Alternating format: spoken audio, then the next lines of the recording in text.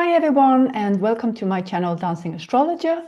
Today I want to talk about our moon complex and how that would say something about how we feel safe with our emotions and what kind of relationship we look for later based on that moon complex in our chart.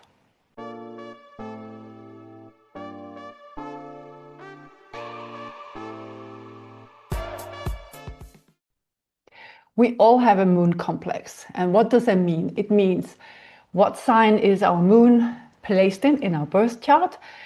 What kind of aspect is it making? Because that would say a lot about how we look for safety and what feels like safety for us. Let's say we have a strong aspect with Uranus. Uranus is normally a planet that likes to turn things upside down. It's a planet that will do the opposite of what is expected, and it shakes us up, it wakes us up. So if you have Uranus in a strong aspect to your moon, you will get that flavor. So it will be normal for you to have maybe disruptions on an emotional basis, changes, maybe unexpected things happening in your childhood. So when you're looking for what feels so familiar and safe, you might go for a partner who makes you feel exactly the same way. On the other side, if you grow up with having aspects with Venus, for example, which is a very harmonious planet, and it likes, just to have things peaceful and harmonious and pretty and easy, not too confrontational, not too crash. And so this might be what your moon is used to. This is what makes you feel safe and what you look for in an environment, in your relationship with others. Now, if you have a Pluto in an aspect to your moon, you might want to dig deep. You want to find out what are those difficult feelings I'm feeling or that I'm sensing other people are hiding from me, or those feelings that people are acting on because they're coming from something deeper within us. So if you have Pluto moon, you might feel safe when you can analyze and understand your feelings and the feelings of others. So this is just to see what we grow up with is sort of what makes us feel safe and is something we can relate to. Now, this doesn't mean that it's great and that we feel that this is the most ideal situation for us, but it might be what makes us feel safe and what we still keep searching for in relationships or in our own environment. The other aspect, which also is very important to think about, is the fourth house. What sign does it fall in? That would say something about the quality of your home, the energy of your home. Let's say you grow up and you have the fourth house is in Gemini. So you grow up in a family where communication and learning and educating yourself and discussing at the dinner table, talking politics, religion, whatever it might be, is something that's very normal in your environment when you grow up. And it might be an environment in a home where there's always guests coming, people sit at the dinner table, and there's a lot going on in this kind of environment that you grow up in. And so let's say your moon will describe, or your placement of your moon, your complex moon, will say something about how you respond. What is your internal response to that kind of environment? Now, let's say you are a Capricorn moon and it's placed in the fourth house, which is a super private moon. And it's also a moon that internalize a lot of the emotions. So this moon might not feel super comfortable in this chatty environment full of communication and a lot going on, and might feel alienated from the family and feeling I need to go somewhere where it's quiet with a book. So our fourth house will say something about the environment we grew up in, the family, and our moon will say something about an internal response, our personal internal response to that environment. And those might not always be completely in alignment. And so even if when we think about the moon, we think about safety on an emotional level. The moon, if you think about it, the moon is this planet that has no light of its own. And what's so fascinating, we really see the shape and the beauty of the moon when we have, for example, especially a full moon. And that's because the light that is, the sun that's full of light is shining directly on the moon. And this is how we see the moon shining back at the sun. And think about it like this way, that the sun is our consciousness, our core identity, what we are aware of about ourselves, whereas the moon is more the hidden. We need light, we need to shine light on it to become aware, because the moon is more our intuitive and it's our instinctive nature, which is very much related to the conditioning we experience when we grow up. And what is so powerful about the moon is because when we grow up, we don't yet have the awareness and understanding on how the world is working around us. We don't always understand the emotions of our parents or the reactions of our grandparents perhaps, or our siblings. We don't understand what's going on always with friendships or in school, and we don't always understand why we get a certain reaction to ourselves as opposed to another one. So we learn very early on in order to feel safe, whether that safety feels like control of emotions and holding them in, being private about them, or if it feels like being outgoing and unpredictable and outspoken. Let's say if you have Mars in an aspect with your moon, what feels safe for you is perhaps to be very expressive about your emotions and to talk about it and to be very, very vocal about it. Whereas, if you have perhaps Neptune in an aspect with your moon, you might feel very reflective and you have this inner creativity and inner imagination. You do not need necessarily to have a big talk about your emotions. So what is so important with this all colors our conditioning. So somebody with a Mars moon might really feel energized when other people respond to them emotionally. And where somebody with moon aspect to Saturn, for example, might feel a lot more withdrawn and introvert and not necessarily feeling comfortable with sharing and oversharing of their emotions. So when we come from that point, if that is our starting point, we will see the world out from that lens. And we will make sense of it or not make sense of it. And that is what we call our conditioning in a very simplified matter. And we spend so much of the time, the years growing up, trying to make sense of the world and trying to figure out how can we feel safe with our emotions? How can we feel loved? And when is it safe to open? When is it not safe to open? And what will give us a great reaction as opposed to a little bit more negative reaction with our emotions? And so this complexity mixed with the fourth house and the home environment, it will say a lot about how is this aligning with our true self, seen as the moon and the moon complex.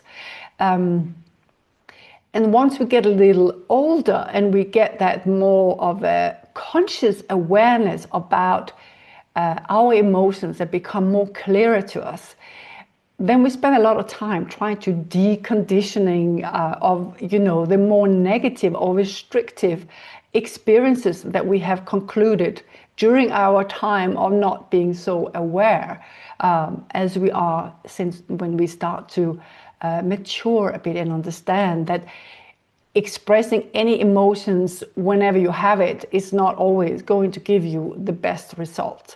And that's simply something to learn by doing. But coming back to the chart, I am fascinated when I meet a new client and things are not as obvious. For example, I had this client who has an opposition between the moon and Saturn in his chart. And traditionally, that would say something about a little bit of a distant mother, a mother figure that is maybe very concerned with her own career, not home that much. Maybe she's away from the home a lot, and it's not the traditional, traditional mother waiting at home with some home baked cake or whatever.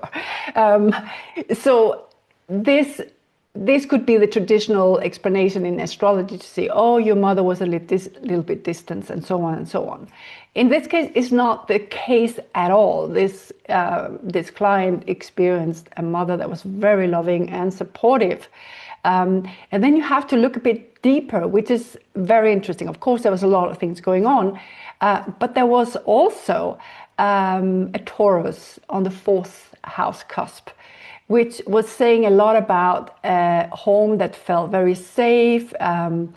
It was very protected, it was beautiful, and it was sort of protected. Everybody that was in that Taurus environment, they felt it was stable, it was calm, and that made this person feel really, really safe and happy at home. But going out in the world was more scary with this moon Saturn, because it was more cautious. So you have again a 4th house that described the home environment, and it even had Venus there, which made this person feel that the home environment was just full of love and beauty and harmony. But it was very scary to go out in the world and make sense of, especially relationship with this Saturn moon. So very often we can have this discrepancy between the two. And sometimes our parents, we might see, let's say you have moon Mars, and Mars is in the 10th house, which traditionally would say something about where, the mother is represented. And this person might have grown up with seeing the mom as somebody strong and courageous who would go out in the world and make things happen. But the mother might not see herself like that at all. So we really see the environment and our parents as well through the lens. So sometimes I'm thinking about what came first. Is it really what we create ourselves to fit our image, or is it coming from the outside? I mean, the answer is probably that it comes from, it's an exchange between what is inside of us and what we are meeting in our immediate environment. So basically our moon complex is can be filled with contradictions. And, if you grow up, say, with almost any sign, but you have Jupiter in your first house, you might feel, fourth house, you might really grow up and feel there is abundance of everything. Maybe you traveled a lot. Maybe you have, maybe your parents are in the country you live in, one of them is a foreigner. Maybe you are used to, there's a focus on education and so on. So it might be a very expansive and a very open environment. And again, depending on where your moon complex is, what kind of sign does it sit in, what kind of aspects is your moon making with other planets, it will say something about how are these aligned.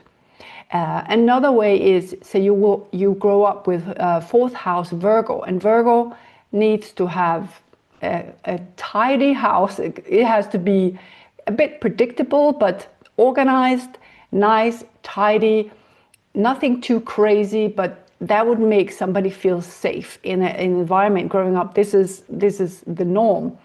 But that depends on where your moon is. Let's say your moon is in Aquarius and it's making an aspect to Uranus. You might feel bored in this kind of environment, and you might sort of crave for something different, something unpredictable, something that, get you out of your routine. So you might feel those routines. We eat every day at 7 p.m. Every Saturday we have apple pie for dessert. Whatever it is, when you have a strong imprint from Uranus, you might really want there to be, you want to maybe stir things up. Is this how you feel safe with your emotions, is where you can feel them and they have to be strong and unpredictable. So again, it's worth reflecting on your own family environment. And of course, the bigger a family is, the more complex it gets with all the members and what each member will be bringing. There might be in an environment where you have Virgo on the fourth house, there might be some of the members loving this routine, predictability, and everything is in order. And that might be other members who, like, let's say somebody with a strong Neptune imprint who couldn't care less about whether everything is in its place, but they need to be creative and use their imagination and go with the flow, and more interested in talking about books and art and so on. And so yeah, there might be these discrepancies. So we go out in the world and sometimes we feel there's something wrong with us because we didn't fit with the family of origin. And so in our partners, and this is the next step, which is I find fascinating, is sometimes we go out in life and we find things that should balance these things that we experienced growing up. And there might be some wounds coming from not being understood, not being met with where you are. Let's say you grow up in a family where it's let's see, the fourth house is Aries, and everybody's doing sports and everybody's super active and competitive and winning, and this is what they do in the family. Every weekend we go and support somebody's team and so on. And you're the odd one out. You have moon in Pisces, and it's making an aspect to let's see, it making an aspect to Neptune to make it even more like about creativity and imagination and artistic expression. And you just couldn't care less about going and screaming at the football field. And people in your family thinks you're odd and you're weird. But your safety your emotional safety come from being understood on your interest and artistic talent, for example. So it's worth having a look at your chart and try and combine the two. Try and look at what environment did you grew up in. And when I say the fourth house, we also, of course, have to see what kind of planets do you have in your fourth house, and what is the ruler, what planet is the ruler of your fourth house, and where is that placed in your chart. That will give additional information about your fourth house. And I haven't even mentioned the IC, but I'm not going to mention that today, but that's just another very important layer as well. But there's enough here to talk about just the moon and the complex of the moon in terms of house, sign and house number, and also of course, the planets. So I wanted to make this a little bit of an introduction. And so very often when we think about even the parent signature in the chart, which is often seen the sun as a father and the moon as a mother, some interpret it more as Saturn being the father figure, but that can be, the Saturn can also represent, society authorities. It could be your teacher. It could be rules that you meet growing up, for example.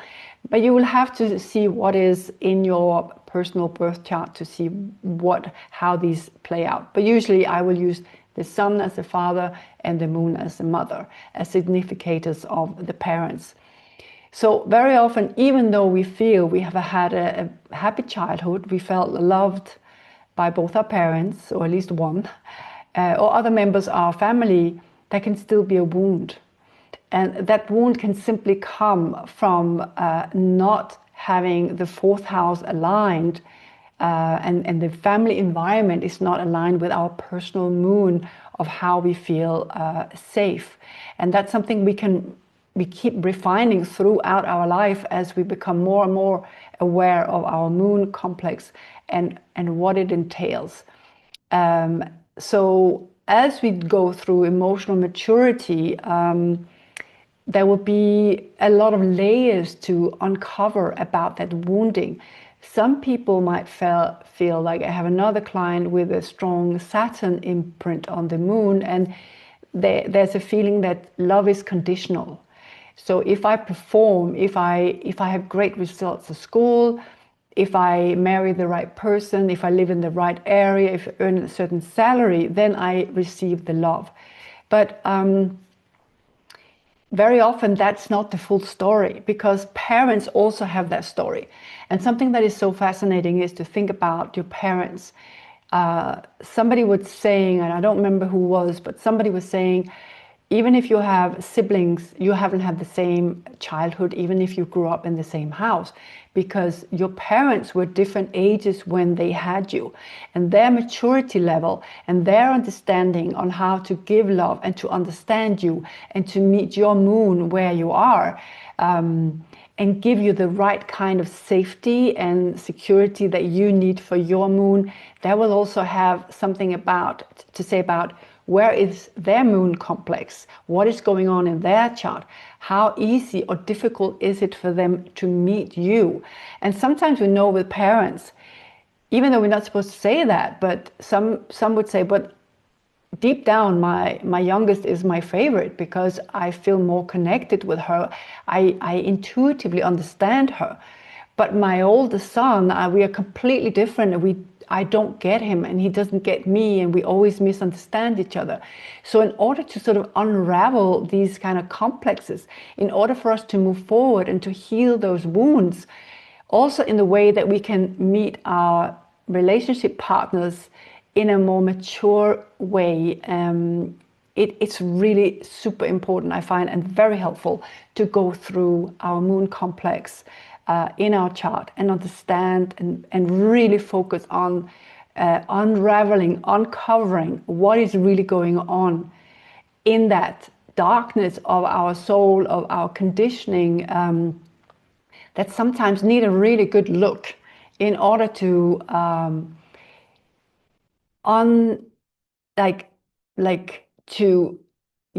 let it sort of unravel, and let's look at where it came from. And sometimes it came from an innocent comment that didn't even mean anything deep, but it sits with us like a wound, and think, oh, you make a conclusion, I wasn't good enough, I'm not loved, or whatever it might be. And so I'm really, really for this uncovering the moon complex, uncovering the emotional conditioning, because it does help us live a more happy life in all our relationships, not just the romantic ones, but all our relationships with our parents, with our kids, with our friends, and so on and so on. It doesn't mean that we can't have bumps in the road, but it very often there is something about ourselves that we can start with to understand in order to meet others in a different way. So feel free to check out my website, dancingastrologer.com, and I offer 6 different readings, and they have different times, like half an hour, 45 minutes, or 1 hour, and so you can find what suits you best. And the booking system should be a little bit easier. And I do Zoom meetings, and I do recordings, so that if you want, so you can keep the recording for later and revert back to it. And somebody was asking me for a reading for her child, which I super happy to do, and I will do it a lot more, very different than with an adult, because it's adapted to the consciousness level of age level of that child. And sometimes, to make it easier, I do a little one-pager just with the sun sign, the moon sign, the ascending sign, just something for them to understand and see their talents, see their gifts. It's very sort of very gentle, because it's all about letting that soul, letting that human being develop their talents. But sometimes it can just help to have them pointed out, to see, here's your strength, here's your talent. Have you thought about that? Why is that so easy for you? So again, feel free to reach out, and I hope you got a little taste of what it can be to go much, much deeper with your own moon complex. And I would, of course, love to hear from you. So take good care of yourself, feel safe, and I see you soon.